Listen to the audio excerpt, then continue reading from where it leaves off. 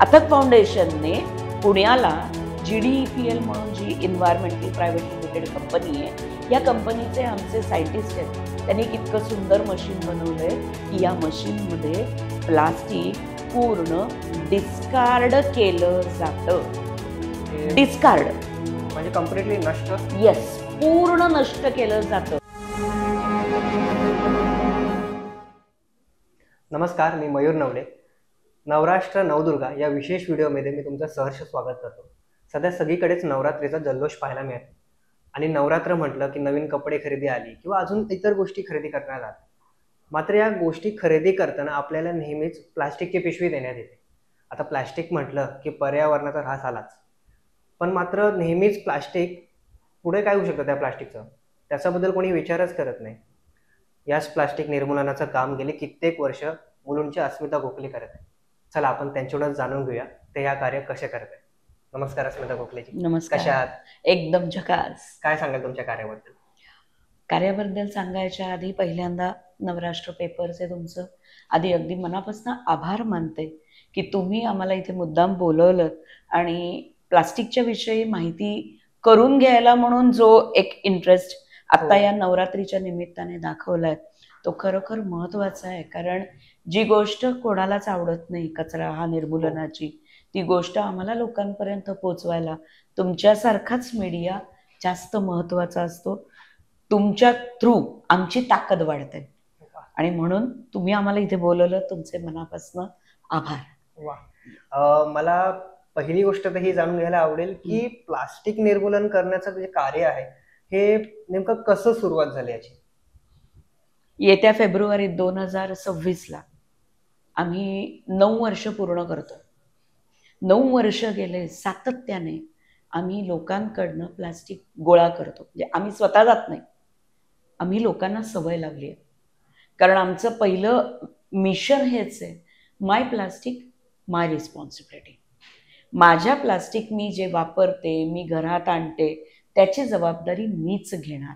आणि आमचा हा उपक्रम BMCने जे 50 मायक्रॉनचं प्लास्टिकवर बॅन आणलं त्याच्या आधीपासूनच आहे. म्हणजे त्यांनी काढलं त्याच्या आधी जवळपास त्यांनी नोव्हेंबरमध्ये वगैरे केलं, ऑक्टोबर नोव्हेंबरमध्ये बॅन. आम्ही त्याच वर्षी फेब्रुवारीपासून सुरुवात केली होती. कारण मी स्वतः लँडस्केपिंगमध्ये काम करते, गार्डन डेव्हलपमेंटमध्ये आहे आणि सुशोभीकरण हा माझा महत्वाचा व्यवसायाचा पार्ट आहे. बरोबर, ते करताना आम्हाला मोठा अडथळा कुठला होता? मुलुंडवरनं ठाण्यात जाताना डम्पिंग ग्राउंड. आणि डम्पिंग म्हणजे पहिल्यांदा आमच्या डोळ्यासमोर आम्ही बघतोय की छोटासा ढीग टाकला टाकला टाकला म्हणत त्याचा आज मोठा डोंगर झालेला हा आम्ही बघितलाय स्वतःच्या डोळ्याने. नाही, एवढा मोठा डोंगर झाला कसा? जर तिथे ओला कचरा सुका कचरा सगळा जातोय, ओला कचरा डिकम्पोज होतो, मग जर कचरा डिकम्पोज होतो तर हाईट वाढते कशी? हे सतत डोळ्यासमोर येत होतं. त्यानंतर त्याचा वास, त्याची दुर्गंधी, अगदी हरिओम नगरच्या बॉर्डरवर असलेलं डम्पिंग आणि त्याचा वास जातो आमच्या अगदी मुलुंडच्या कोर पर्यंत असा जातो. इव्हन एवढंच नाही, आता कांजूर झालंय तर कांजूरचा वास सुद्धा मुलुंडपर्यंत येतो. सो हे जे आहे ना, वास येणं नुसतं नाहीये, त्याच्याबरोबर येणारे रोग, त्याच्यामुळे लोकांच्या हेल्थवर होणारा परिणाम. आपल्या सगळ्यांना माहिती आहे की प्लास्टिक हा one of the major reason for the cancer. एवढ्या मोठ्या रोगाचा एक महत्वाचा घटक आहे जो कॅन्सर करतो असा. मग त्याच्यावर कोणीच काही करत नव्हतं. मग आपल्याला काही करता येईल का, म्हणून मग याच्यात उडी घ्यायचं ठरवलं. अगदी तुम्ही बोलल्या जशा की मी पण काही गोष्टी पाहिल्या होत्या, जसे की साधी टपरी असू दे चहाची, तर तो चहा पार्सल देतानाही आपल्याला प्लास्टिकच्या पिशवी देतो आणि तो गरम चहा असतो, त्यामुळे आय थिंक प्लास्टिक वितळतं आणि याचा परिणाम असा होतो की कॅन्सरचा धोका वाढतो. करेक्ट, अगदी बरोबर. आणि पुढचा प्रश्न मला हा आहे की आता तुम्ही ठरवलं की प्लास्टिक निर्मूलन आपल्याला करायचंय, बरोबर, तर ह्या पहिल्या टप्प्याची सुरुवात करताना नेमकं कोणती आव्हानं आली तुम्हाला याबाबत? आव्हानं ती तेव्हापासून आजपर्यंत चालूच आहेत. ऍक्च्युअली आम्ही 2017ला पहिला ड्राईव्ह घेतला फेब्रुवारीमध्ये आणि आम्ही सांगितलं, लोकांना आवाहन केलं की हे प्लास्टिक असं वापरू नका. प्लास्टिक ऍक्च्युअली वाईट नाहीये, मला हे मुद्दाम इथे मेन्शन करायचंय. प्लास्टिकचं उत्पादन का झालं? आपल्याकरता. आपल्या मदतीसाठी पहिल्यांदा काच आणि मातीची भांडी होती, हो. ती फुटायची. हम्म. मग काहीतरी एक सस्टेनेबल हवं की ज्याच्यात मटेरियल टाकल्यानंतर ते फुटू नये, तुटू नये आणि आपल्यापर्यंत नीट पोचा. मग ते तेल असो, दूध असो, काही असो, किराणा असो, होऊ नये म्हणून प्लास्टिक झालं. प्लास्टिक मधनं येते वस्तू नीट, आपण नीट वापरतो, इथपर्यंत पण छान आहे. मग प्लास्टिक वाईट कधी झालं? प्लास्टिक वाईट जेव्हा झालं जेव्हा आपण त्याचा अतिवापर चालू केला. जुनं प्लास्टिक जे येतं ना आपण वापरलेलं, ते काय करतो आपण? रिसायकल करतो. हो. बरोबर आहे. आणि नवीन तयार करतो. हो, बरोबर. नवीन ओरिजिनल प्लास्टिक येतच. मग 1 वर्ष रिसायकल, 2 वर्ष रिसायकल, 3 वर्ष रिसायकल, हे थांबतच नाही. म्हणून हा प्लास्टिकचा डोंगर वाढला. हे रिसायकल जेव्हा येतं तेव्हा त्याची ओरिजिनल ग्रेड आहे ती कमी होते. म्हणून तुम्ही त्याच्यामध्ये गरम काही टाकलं की ते वितळतं. नुसतं गरम नाही, तुम्ही घरामध्ये आपल्या आईला, आजीला विचारा, सुका जरी म्हणजे डाळ, तांदूळ हे जरी तुम्ही प्लास्टिकच्या डब्यामध्ये ठेवलेलं असेल तरी काही काळानंतर आतमधला जो प्लास्टिकचा ओरिजिनल थर आहे ना तो निघून त्याला पांढरे पांढरे पॅचेस दिसतात. कसे काय येतात? सुका डबा आहे, त्याला काही आपण करत नाहीये, मग पॅचेस कसे येतात? याचं कारण तेही प्लास्टिक निघून कुठेतरी आपल्या त्या अन्नामध्ये मिसळलं जात आहे आणि मग ते पोटात जातं. बरं, ते पोटात गेलं म्हणून तिथेच होतं का? नाही. प्लास्टिक काय करतं, तुमच्या ज्या फायटिंग सेल्स आहेत ना, म्हणजे कॅन्सर काय असतं? कॅन्सर म्हणजे सेलची मल्टिप्लिकेशन, वाढणं बिडणं. ही आपली जी नॉर्मल थेरपी आहे ना ती कुठेतरी ते ब्रेक करतं आणि मग त्या सेल्स वाढणं आणि कॅन्सर होणं. नुसतं एवढंच आहे का? फक्त तसंच आहे का? नाही. प्लास्टिक मेल्ट व्हायला अंदाजाने 50 वर्ष ते 200 वर्ष प्लस. म्हणजे एक मी माझ्या घरातनं टाकलेला छोटासा प्लास्टिकचा तुकडा 50 वर्ष ते 200 वर्ष त्या जिथे टाकतो ना तिथपर्यंत तिथेच राहतो. मग मी इतकी मुंबईतली घरं आहेत, या एवढ्या मुंबईतल्या घरातनं एक आलेली पिशवी, आपण रोजचा किती? 1 पिशवी धरली आम्ही, बाकी जास्ती नाही. किती कचरा आपण तयार करतोय आणि 50 वर्ष ते 200 वर्ष आपल्या किती पिढ्या गेल्या त्याच्यात?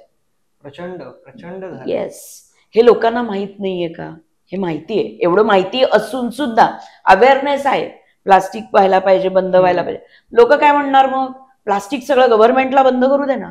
का गव्हर्नमेंट? माझी जबाबदारी काही आहे की नाही? प्लास्टिक मी वापरतेय ना. माझा मुलगा शाळेत जाताना आम्ही प्रत्येक वेळेला सांगतो, माझा मुलगा शाळेत जातोय तर शाळेत गेल्यानंतर शाळेत पाठवलं म्हणून मी जबाबदारी झटकते का? तो शाळेत शिकतोय की नाही, त्याला बरोबर कळतंय की नाही, त्याचं पुढचं शिक्षण नीट चालू होतंय की नाही, मी बघते की नाही, त्याची व्यवस्था नीट बघते की नाही. मग मी वापरलेल्या प्रत्येक गोष्टीची जबाबदारी मी सरकारवर टाकून का? तुम्ही शाळेला सुद्धा फी देता, इथे टॅक्स देता. मग जर सगळं सेम आहे तर मला जी गोष्ट नको तो फक्त कचरा आहे आणि माझ्या जीवाच्या जवळ नाहीये. माझा मुलगा हा माझ्या जीवाच्या जवळ आहे म्हणून त्याची मी काळजी घेणार आणि हा कचरा आहे म्हणून फेकून देणार. ही जी मेंटॅलिटी आहे ना, या मेंटॅलिटीमुळे हा सगळा प्रॉब्लेम झालेला आहे. अगदी खरं बोललात मॅम. जसं की आपण पाहतो की नेहमीच सरकारने केलं पाहिजे, सरकारने केले पाहिजे, हा जो बोलण्याचा एक टोन आहे तो बदलला पाहिजे. करेक्ट. एक जागरूक नागरिक म्हणून आपण काहीतरी पुढाकार घेतले पाहिजे. करेक्ट. आता मॅम एक गोष्ट अशी असते की आपण लहानपणापासून ऐकतो आणि एक वाक्य ठरलेलं आहे की ते म्हणजे प्लास्टिक कॅनॉट बी डिस्ट्रॉइड. हे नेहमी आपण ऐकतो. याला छेद देणारी गोष्ट तुम्ही करत आहात ते म्हणजे प्लास्टिक निर्मूलन करत आहात. तर एक्झॅक्टली तुम्ही ते कसं करतात त्याबद्दल मला माहिती मिळेल ते सांगा. मगाची सांगायची एक गोष्ट राहिलेली ती म्हणजे ही सुरुवात करताना आम्हाला आलेले त्रास. सुरुवात जेव्हा केली आम्ही प्लास्टिकची त्यावेळेला आम्ही लोकांना सगळ्यांना बोलवलं होतं की आम्ही असा ड्राईव्ह सुरुवात करतोय, हे एवढं घातक आहे, त्याची सगळी माहिती दिली आम्ही. लोक आले, लोकांनी टाळ्या वाजवल्या, आवा आवा छान उपक्रम आहे म्हटलं. काही जण आले, म्हणाले नाही हो ही शोबाजी आहे, 2-4 महिने करतील बंद पडतील, असं काही होत नाही, यांना कोण पैसे देणार. आम्ही NGO म्हणून सुरुवात केली. आम्ही प्लास्टिक विकत, आजही आम्ही प्लास्टिक विकत घेत नाही आणि आम्ही प्लास्टिक विकत पण नाही. त्यामुळे त्याला छेद देणारे लोकांनी म्हटलं असं होऊच शकत नाही, पैसा नाही मिळाला तर तुम्ही NGO चालवूच शकत नाही. म्हणून आम्हाला लोकांनी मागे खेचण्याचा प्रयत्न केला. आम्ही नाही देणार, आमच्या घरी येऊन घेऊन जा. आमच्या घरी प्रत्येक वेळेला म्युन्सिपाल्टी गाडी पाठवते, मग तुम्ही कोण, तुमच्याकडे का आम्ही द्यायचं. इथपर्यंत सुरुवात झालेली होती. पण प्रत्येक पेशन्स हा सगळ्यात मोठा गुरु आहे. त्यामुळे पेशन्स ठेवून प्रत्येक सोसायटीत जात, अनेक ठिकाणी जात, जो विश्वास आम्हाला मिळवायचा होता तो विश्वास मिळवण्याचा आम्ही प्रयत्न करतोय. आजही खूप जण विश्वास ठेवतात, मी नाही म्हणणार, म्हणून 9 वर्ष चालवतोय. पण मेहनत करायला आहे, कारण तुम्ही प्लास्टिकचं काही करू शकत नाही. ज्यांनी प्लास्टिकमध्ये आधी काही काम केलं होतं त्यांनी सांगितलं, अरे नाही अस्मिता, प्लास्टिकचं काही होऊ शकत नाही, प्लास्टिक तसंच राहतं, तू त्याचं काहीच करू शकत नाहीस, तू फक्त रिसायकल करू शकतेस, त्याच्या पलीकडे काही करू शकत नाही. बंद कर हे. 2 वर्ष करशील, कंटाळशील आणि सोडून देशील. त्यापेक्षा असं काहीतरी कर की जे लोकांच्या अजून काहीतरी उपयोगाला येईल आणि ते सस्टेनेबल असेल, ते शेवटपर्यंत जाईल आणि खरं असेल. आज मी तुम्हाला अभिमानाने सांगते, आम्ही ज्या वेळेला म्हणतो प्लास्टिक निर्मूलन, तेव्हा आम्ही म्हणतो आम्ही रिसायकल करत नाही, रियूज करत नाही आणि तुमचं प्लास्टिक डम्पिंगला पण पाठवू नका हे सांगतो. तिन्ही गोष्टी नको. रिसायकल केलं म्हणजे तिथेच राहिलं, आजचा फॉर्म उद्याला गेला, याच्या पलीकडे काही नाही. तुम्ही रिसायकल करता, त्याची पिशवी बनवता, रिसायकल करता, त्याचे काय कपडे बनवता, टी शर्ट बनवता, काय बनवता, बूट बनवता, शोभेच्या वस्तू बनवता, अनेक गोष्टी. म्हणजे जे प्लास्टिक आहे त्याच्याकडनं परत दुसरी प्लास्टिकची वस्तूच बनवता. बरोबर आहे ना? ती वस्तू, माझा या लोकांना प्रश्न आहे की जेव्हा ही वस्तू बनवता ती तुम्ही सांगता भरपूर काळ टिकेल, चला आपण धरूया ना 5 वर्ष टिकेल, 10 वर्ष टिकेल. त्या 10 वर्षानंतर ती वस्तू जेव्हा तुम्ही फेकता, कारण ती जुनी झालेली असते, मग त्यातलं प्लास्टिक वेगळं काढून बाकीची वस्तू फेकता का? It is not original plastic, it is not only plastic. ते कुठेतरी कपड्याबरोबर, रेयॉन बरोबर, कुठल्या ना कुठल्या धाग्याबरोबर मिक्स करून किंवा कुठल्या दुसऱ्या प्रकारात मिक्स करून तुम्ही बनवता. मग ते दोन्ही गोष्टी तुम्ही सेपरेट करता का? नाही, सगळ्या बरोबर येतं. मग प्लास्टिकवाले ते परत घेतात का की चला तुम्ही एवढं प्लास्टिक वापरलं तर आम्हाला परत द्या आमचं प्लास्टिक, आम्ही परत रिसायकल करतो, असं होतं का? तसंही होत नाही. हे सगळं जेव्हा वापरून आजचं प्लास्टिक तुम्ही जे रिसायकल करता ना, ते 5 वर्षांनी 10 वर्षांनी डम्पिंगला जातं. म्हणजे तुम्ही आजचं मरण उद्यावर ढकलताय, याच्या पलीकडे तुम्ही काही करत नाही. मग याबाबत जे तुम्ही म्हणला की आम्ही प्लास्टिक निर्मूलन करतो, हो, ते एक्झॅक्टली याबाबत कुठली मशीन आहे का? हो, त्याबद्दल काय सांगाल आम्हाला? येस, आम्ही जे करतोय, आम्ही पहिल्यांदाच सांगितलं की प्लास्टिकचा एक तर यूज कमी करा, हे आपल्या हातात आहे. दुसरं, जे प्लास्टिक वापरताय वापरा, पण ते रिसायकल करू नका, रियूज करू नका, डम्पिंगला पण टाकू नका. हे सगळं प्लास्टिक बाजूला ठेवा. आणि आमचा जो ड्राईव्ह चालतो दर महिन्याच्या शेवटच्या रविवारी, तारीख काही येऊन दे, शेवटचा रविवार फिक्स आहे. दर महिन्याच्या शेवटच्या रविवारी 9:30 वाजता आमचा ड्राईव्ह सुरू होतो. 11:15 वाजता 1.25 तासामध्ये आमच्या इथे, जे आम्ही 200 किलोपासनं, छोट्या 3 व्हीलर टेम्पोपासनं सुरुवात केलेली, आज आमचा 20 फुटाचा कंटेनर भरतो आणि 1.25 तासात not less than 2 tons of plastic आणि थर्माकोल आपल्यापर्यंत लोक स्वतःच्या घरातनं महिनाभर साठवलेलं प्लास्टिक घेऊन येतात. इथपर्यंतचा आमचा प्रवास आहे. आता हा लोकांनी आमच्यावर विश्वास दाखवला की ओके, आम्ही रिसायकल करणार नाही, रियूज करणार नाही, डम्पिंगला टाकणार नाही. आता ही आमची जबाबदारी आहे. अथक फाउंडेशनने पुण्याला GDEPL म्हणून, जी एन्व्हायरमेंटल प्रायव्हेट लिमिटेड कंपनी आहे, या कंपनीचे आमचे सायंटिस्ट आहेत. त्यांनी एक इतकं सुंदर मशीन बनवलंय की या मशीनमध्ये प्लास्टिक पूर्ण डिस्कार्ड केलं जातं. डिस्कार्ड म्हणजे कम्प्लिटली नष्ट? येस, पूर्ण नष्ट केलं जातं. आता प्लास्टिक नष्ट करणं म्हणजे पोल्युशन आलं आतापर्यंत समज. त्याआधी आपण प्लास्टिक जाळतो, हेच आपल्याकडे पद्धत होती. आता या मशीन मध्ये प्लास्टिक पासनं पोल्युशन का होतं? कारण ती जी सिस्टीम आहे त्याला इन्सिनरेशन म्हणतात. बरोबर आहे. 750 डिग्री पर्यंत तुम्ही जेव्हा जाळता प्लास्टिक, अप टू 750 डिग्री, त्यावेळेला त्याच्यातनं धूर हे निघतं, त्याच्यातनं घातक वायू निघतात आणि त्यामुळे ते आकाशात सोडल्यानंतर त्याने पोल्युशन होतं. आपलं मशीन जे आहे ना, ते इथनं सेकंड स्टेजला जातं. आणि हा जो प्रवास आहे 750 डिग्री टू 1200 डिग्री, 1100-1200 डिग्री, या प्रवासामध्ये त्या ज्या वायू जे तयार होतात, जे घातक असू देत नसू देत, या वायूंचे बेसिक मॉलिक्युल्स आहेत. म्हणजे मिथेन घेतला तर नायट्रोजन असतो, हायड्रोजन असतो, NH4. नायट्रोजन वेगळे करतो, हायड्रोजन वेगळा करतो आणि सेपरेट मॉलिक्यूल आकाशामध्ये सोडले जातात. सेपरेट मॉलिक्यूल आकाशात जाणं, कार्बन सेपरेट जाणं, ऑक्सिजन सेपरेट जाणं, हायड्रोजन सेपरेट, नायट्रोजन सेपरेट, यांचं एकत्र येऊन कुठलाच गॅस तयार होत नाही. मग जर गॅस तयार नाही झाला तर पोल्युशन कुठे झालं? बरोबर. म्हणून तुम्हाला हे जेव्हा आपण ही प्रक्रिया चालू असते, इथे तुम्हाला धूर दिसत नाही, इथे तुम्हाला आग दिसत नाही, हे जाळतंय, आतलं जळलं जातंय, म्हणून कुठलाही वासही येत नाही. हे मशीन आहे.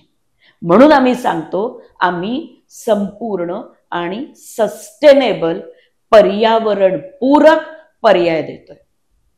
हे करताय आम्ही पुण्याला, पण याची इथनं जागृती करून इकडनं आपला सगळा टेम्पो जो कंटेनर आहे हा इकडनं पुण्यात जातो आणि याचा सगळा एक्सपेन्स जो आहे हा अथक फाउंडेशन करतो. वा. आता जसं की म्हटल्याप्रमाणे की आता या मॅमचा आपण उपक्रमाबद्दल जाणून घेतलं आणि समजा एखाद्या व्यक्तीला या उपक्रमात सहभागी व्हायचं असेल, तर त्या व्यक्तीने कसं सहभागी व्हावं? आजकाल सोशल मीडिया खूप ऍक्टिव्ह आहेत सगळेजण.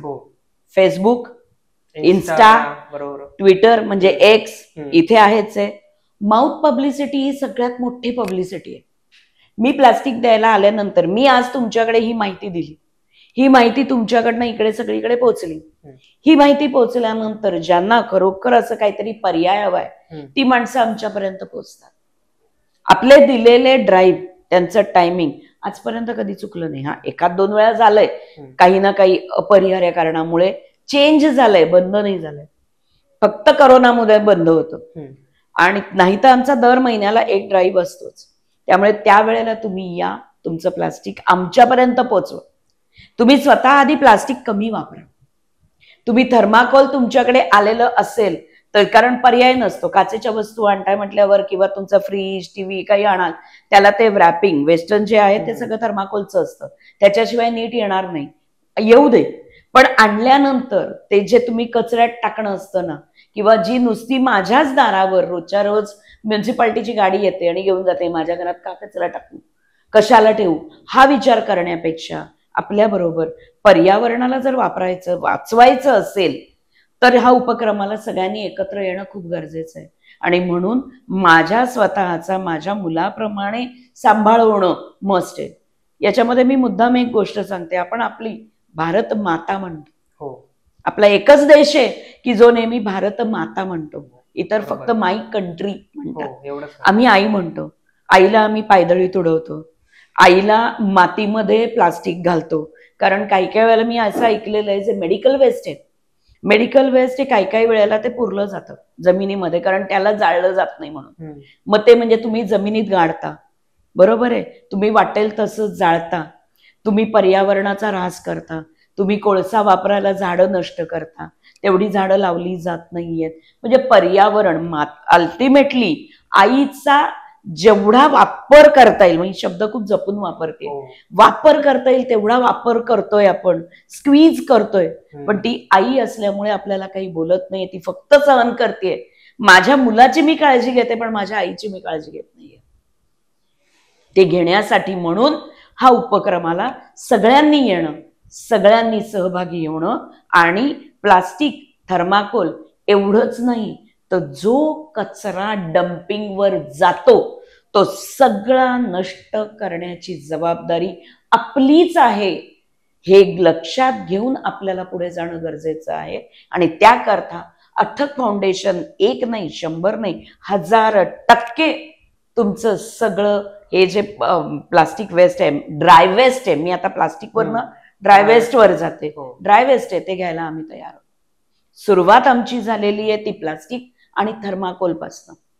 आज आमच्या नशिबाने हे ज्या मशीन जे डेव्हलप होत गेले, सुरुवातीला ना प्लास्टिक आणि थर्माकोल मधनं फक्त क्रूड ऑइल निघायचं, कारण याची निर्मितीच क्रूड ऑइल पासून झाली. ते परत क्रूड ऑइल पर्यंत जायचं, लिमिटेड कंपन्यांना ज्यांना क्रूड ऑइल लागतं तिथे दिलं जायचं. पण हे प्रत्येक जण घेत नाही, किती क्रूड ऑइल तयार करा असं होतं. मग आता त्याच्यात नवीन इन्व्हेन्शन्स आलेली आहेत. त्या नवीन इन्व्हेन्शन मध्ये या प्लास्टिक पासनं आपण इलेक्ट्रिसिटी तयार करतो, या प्लास्टिक पासनं हायस्पीड डिझेल तयार होतं, या प्लास्टिक आणि थर्माकोलपासनं, मी प्लास्टिक नुसतं म्हणतेय पण मी याच्यामध्ये उल्लेख करते सगळं ड्राय वेस्ट, सगळं ड्राय वेस्ट. प्लास्टिक थर्माकोल याच्यापासून हे करता येतं, पण हे करताना त्याला सपोर्टिव्ह घटक म्हणून काय असतात तर बाकी सगळं आपलं ड्राय वेस्ट. मग त्याच्यामध्ये सॅनिटरी नॅपकिन्स असतील, डायपर्स असतील, मेडिकल वेस्ट असेल, जे तुम्ही कचऱ्यात टाकता ना ते सगळं. आणि याचपासनं आपण आता वॉटरप्रूफ पेंट्स करतोय. एवढंच नाही तर हे जी इंटरनल प्रोसेस ही जी जाळली जाते ना मशीनमध्ये, ती तुम्हाला बाहेर दिसत नाही जळताना, आतमध्ये जळते. हेच जळताना हीट तयार होते. या हीट मधली ही हीट आपण इलेक्ट्रिसिटीमध्ये कन्वर्ट करतो, पण हीट राहते ना, याचा पण काहीतरी वापर करायला पाहिजे ना. मग जो ओला कचरा आहे, हा ओल्या कचऱ्यामध्ये 70% पाणी काढून टाकून त्याचे पॅलेट्स बनवणं. हे पॅलेट्स आहेत, हेच पॅलेट सगळं जाळायला आम्हाला तर काहीतरी इंधन लागणार ना, मग हे सगळं जाळायला आपलाच ओला कचरा आम्ही वापरतो. म्हणजे ओला कचरा गेला, प्लास्टिक गेलं, थर्माकोल गेलं, तुमचं सॅनिटरी नॅपकिन्स गेले, डायपर्स गेले, कार्डबोर्ड गेला, कापड गेलं, साधा कागदाचा तुकडा गेला. जे काही आपण जे मटेरियल डम्पिंगवर टाकतो ते सगळं मटेरियल सस्टेनेबल आणि पर्यावरण पूरक पद्धतीने आपण नष्ट करतो. एवढंच नाही तर त्याच्यापासनं तेवढेच चांगले पर्याय आपण सगळ्या या आपल्या लोकांना देतो. आणि त्यामुळे जीव तोडून सांगणं आहे की कचरा, प्लास्टिक, थर्माकोल घरात जो तुम्ही वापरताय तो बाजूला ठेवा, कचऱ्यात टाकू नका, डम्पिंगमध्ये टाकू नका, रिसायकल करू नका, रियूज करू नका. आम्हाला द्या, we are there to take that. आणि जसं की अस्मिताजी यांनी सांगितलं की हा एक सस्टेनेबल डेव्हलपमेंटचा एक भाग आहे. हो. आणि हे सकारात्मक बदल तर आहेच. हो. पण तुम्ही जेव्हा हा उपक्रम सुरू केला त्या उपक्रमामध्ये आत्ताच म्हणजे पूर्वीची लोक आणि त्याच्यानंतर आत्ताची लोक यांमध्ये तुम्हाला काय बदल जाणून येतो की? अरे बापरे, खूप खूप जाणवतो. सुरुवातीला लोक आले त्यावेळेला कसं असतं, कोणतरी 4 जणी एकत्र येत आहेत, काहीतरी चांगला उपक्रम करतायत आणि आपल्याकडे लोक ना खूप मदत करतात. एखादा कोणी जर चांगला उपक्रम करत असेल तर त्याला नाउमेद कधी करत नाही. ही आपल्या लोकांची स्पेशालिटी आहे आणि सपोर्ट आहे. आणि त्यामुळे ते करताना आम्ही लोकांकडनं मिळालेला सपोर्ट होता, त्यांनी छान हे केलं. मग नंतर त्यांनीच सांगितलं आमच्या सोसायटीत या. पहिल्यांदा सांगितलं ना जसं की नको, बंद पडेल, हे पडेल, त्या पडेल, त्याच लोकांनी सांगितलं आम्हाला आमच्या सोसायटीत या. मग आम्ही आजपर्यंत जवळपास 200 पेक्षा जास्त मुलुंडमधल्याच सोसायट्या कव्हर केलेल्या आहेत. आम्हाला आमच्या बरोबर शाळा येतात, शाळेचे पॉडकास्ट होतात, त्याच्यामध्ये बोलवलं जातं. मुलं येतात, मुलं तीच व्हॉलेंटियर म्हणून आम्हाला मदत करतात. कॉलेजची मुलं येतात, 6-6 महिने काम करतात, आमच्याकडनं सर्टिफिकेट घेतात आणि रजिस्टर असल्यामुळे त्यांना त्यांच्या उच्च शिक्षणासाठी आमच्या बरोबर काम केलेली म्हणून मदत मिळते, त्याचा त्यांना फायदा मिळतो. ते केलं जातं. आणि हे बघितल्यानंतर नुसतं मुलुंडपुरतं मर्यादित न राहता चेंबूर, घाटकोपर, मालाड, पनवेल, अलिबाग इथपासनं मला सांगायला आवडेल, गिरगाव मधनं ना 80+ आजी आजोबा स्वतःच्या घरचं प्लास्टिक घेऊन येतातच, प्लस आजूबाजूचं चाळीतलं प्लास्टिक घेऊन येतात. 80 वर्षाचे आहेत. म्हणतात मग काय झालं अस्मिता, तुम्ही एवढं काम करताय, मला महिन्यातनं एकदा टॅक्सीचे पैसे देऊन इथे यायला मला काय त्रास आहे, म्हणून ते येतात. कोणी आम्हाला कुरिअर पाठवतं. उद्या आता प्लास्टिक कलेक्शन आहे 28 तारीख, आज माझ्या घरी एवढाले बॉक्सेस यायला सुरुवात झाली. सो हे लोकांना ज्यांना इंडिव्हिज्युअल जमत नाही ना, ते या ना त्या प्रकाराने आम्हाला जोडले जातात आणि सगळीकडे जोडले जातात. फक्त आम्हाला जोडून घ्यायची वाट बघतोय ती गव्हर्नमेंटची, बाकी सगळे जोडले गेलेले वाट बघतोय. गव्हर्नमेंटचा उल्लेख झालाय, सो मी हेही सांगू इच्छितो की अस्मिताजी हे पंतप्रधान नरेंद्र मोदी यांना सुद्धा भेटलाय. सो त्या भेटीचा अनुभव कसा होता आणि एकंदरीत तुमच्या काय अपेक्षा सरकारकडून की त्यांनी प्लास्टिक निर्मूलनासोबतच ड्राय वेस्ट व्यवस्थापनासाठी कोणते उपाय योजले पाहिजे? येस, आम्ही सरकारला म्हणजे इथे आमच्या इथे वॉर्डला पण आम्ही दिलेलं आहे की हे जे आम्ही म्हणतोय ना काम करायचंय ते एका मशीनवर होणार नाही. याला वेगवेगळ्या आपले जे वॉर्ड रचना आहे मुंबईमध्ये सगळ्या ठिकाणी, तर वॉर्ड वाईज तुम्ही हे जर मशीन लावलं तर तिथला कचरा तिकडेच नष्ट होईल. कारण आपल्याकडे कुलाबा असो किंवा कुठेही असो, म्हणजे मी नवी मुंबई नाही, मुंबईचा एरिया म्हटलं तर मुंबई आणि उपनगर असं जर म्हटलं तर अख्ख्या मुंबईचा कचरा जो आहे तो एका ठिकाणी डम्पिंगला येतो. म्हणूनच गोराई झालं, तुमचं देवनार झालं, मुलुंड झालं, कांजूर झालं, डम्पिंग भरतच चाललेली आहेत आणि नवीन नवीन ठिकाणं शोधायला लागतात. कैक एकरची जागा फक्त डम्पिंगला लागते. बरोबर आहे. मग हे याच्यामध्ये ज्या गाड्या येत आहेत ते तुम्ही डिझेल वापरता, त्या डिझेलमुळे होणारं पोल्युशन होतच आहे. हे सगळं नष्ट करायचं असेल तर आपल्याकडे वॉर्ड रचना दिलेलीच आहे ना. मग त्या वॉर्ड प्रमाणे तुम्ही जर एक मशीन लावलं तर त्या वॉर्डचा कचरा तिथेच जाळा, तिथे मशीन लावून तिथेच नष्ट करा. तिथे करताना तो जो वॉर्ड मध्ये लावलेलं मशीन आहे, रोजगार निर्मिती होते. जे रॅक पिकर्स आहेत, प्लास्टिक कचरा वेचक जे आहेत, तर या सगळ्यांना तुम्हाला व्यवसाय देता येतो. त्यांना जे 50 रुपये मिळत असतील तर इथे तुम्हाला गव्हर्नमेंटच्या रेट प्रमाणे तुम्हाला पगारही मिळू शकतो. म्हणजे तुम्ही एक रोजगार निर्मिती करताय देताना. सो ते करणं. त्यानंतर डिसेंट्रलाइज मेथडमुळे तुमचा जो डिझेलचा येणारा जो आहे आणि तेवढे ट्रक जर रस्त्यावर नाही आले तर ऑटोमॅटिकली कुठेतरी ट्रॅफिक थोड्याफार प्रमाणात, 100% नाही पण काही प्रमाणात तरी नक्की कमी होऊ शकेल. त्यामुळे पर्यावरणात जो डिझेलचं प्रदूषण होतंय ते कमी होऊ शकेल. हे सगळ्या गोष्टी ज्या आहेत ना, या आम्ही गव्हर्नमेंटला सांगितलेल्या आहेत. मोदीजींपर्यंत आमचं आत्ताच गेलेलं आहे असं आम्हाला वाटतंय, कारण आम्ही त्यांना सबमिट करतोय ते गव्हर्नमेंट पर्यंत थ्रू प्रॉपर प्रोसेस जाते. माझा नक्की विश्वास आहे की ज्या पद्धतीने या नकारात्मकतेतनं सकारात्मकतेकडे मोदीजींनी ज्या पद्धतीने देशाला नेलंय, त्यांचं जे स्वप्न आहे स्वच्छ भारत अभियान, आपली जे हा उपक्रम आहे, ही कंपनी सुद्धा आमची स्वच्छ भारत अभियानाअंतर्गत जे मॉडेल निवडले जातात ना, 1-2 वर्षापूर्वी आपलंही हे मॉडेल त्यांनी पहिल्या स्टार्टअप्समध्ये किंवा 100 ज्या नवीन उपक्रमांमध्ये निवडले जातात अख्खे गव्हर्नमेंटचे भारतातनं, त्यात आपलंही नाव तिथपर्यंत गेलेलं आहे. आणि ते मोदीजींचा सपोर्ट तर आहेच आहे, त्यांच्यापर्यंत पर्सनली पोचणं हा आता आमचा टास्क आहे. त्या दिवशीची सहज भेट होती, धावती भेट होती, कारण एक कार्यकर्ता म्हणून आम्ही तिथे भेटलो होतो आणि त्यानंतर अजून हुरूप वाढलाय आमचा की त्यांच्यापर्यंत भेटू, आमची ही संकल्पना त्यांच्यापर्यंत पोचवू आणि नक्कीच तिकडनं आम्हाला 100 नाही 1,00,000% विश्वास आहे आमच्या याला कार्यक्रमाला. आमचा जो मशीन लावण्याचा जो उद्देश आहे तो सफल व्हायला अब दिल्ली दूर नाही. अगदीच. मीही आशा करतो की येणाऱ्या काळात जास्तीत जास्त मशीन्स आपल्याकडे याव्यात आणि त्यातून फक्त प्लास्टिक निर्मूलन नाही तर ड्राय वेस्ट व्यवस्थापन आणि यासोबतच एक सस्टेनेबल डेव्हलपमेंट कडे आपला भारत देश पुढे जाईल. हीच माझी आशा आहे, हीच नवराष्ट्राची आशा आहे. अस्मिताजी, तुम्ही आलात त्याबद्दल खरंच धन्यवाद. थँक्यू. तुम्हाला पुन्हा एकदा सांगेन, दर महिन्याचा शेवटचा रविवार विसरू नका. 9:30 ते 11:15 या. तुमच्या नवी मुंबईमध्ये गरम मसालाच्या अपोजिट आपला काही काळासाठी स्टॉप असतो, तिथे या. तिथे प्लास्टिक द्या पण कचऱ्यात टाकू नका. धन्यवाद. मला पुन्हा एकदा इथे बोलवल्याबद्दल आभारी आहे.